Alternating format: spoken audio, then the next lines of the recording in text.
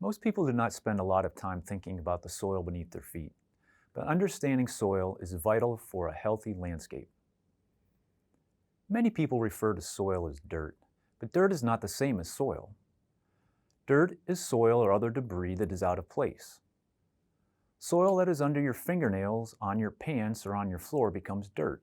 It has been separated from its ecosystem. The origin of the word dirt comes from something that needs to be eliminated. Soil, on the other hand, is part of the ecosystem, a combination of minerals and living and dead organic materials with spaces in between called pores, which provide space for water and oxygen. Life-giving soil supplies the air, water, and nutrients that are critical for healthy landscape plants.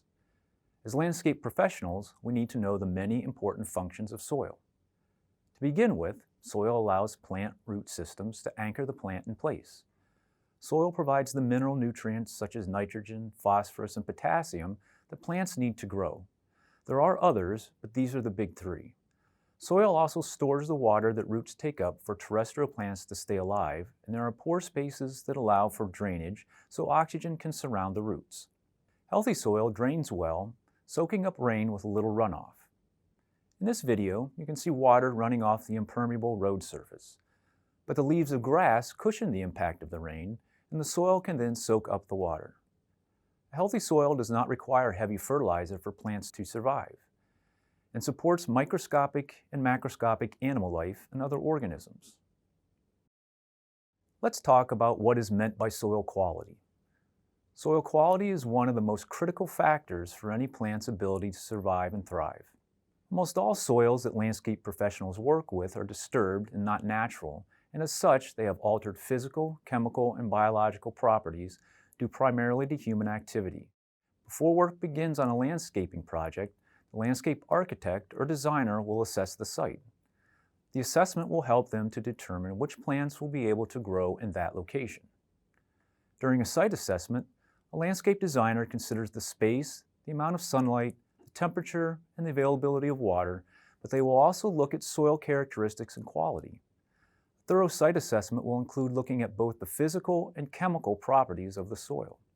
The physical characteristics of a soil can be tested in the field, but chemical properties are usually tested by a soil laboratory. The results of a soil test will help a landscape designer select plants that are best suited for that landscape. It will also help the landscape designer determine whether the soil should be modified to improve its ability to support plants. When the soil is not considered in the selection of plants, plants may suffer and even die. Often, landscape maintenance professionals are asked to help plants that are struggling because of poor plant selection or because the soil has been damaged. There are steps that can be taken to improve damaged soils, but it is much easier to protect soils rather than to improve them. This maple tree is struggling from compacted soil. It is also easier to choose plants that will tolerate the site conditions than it is to try to drastically alter soils to support plants chosen for appearance rather than suitability.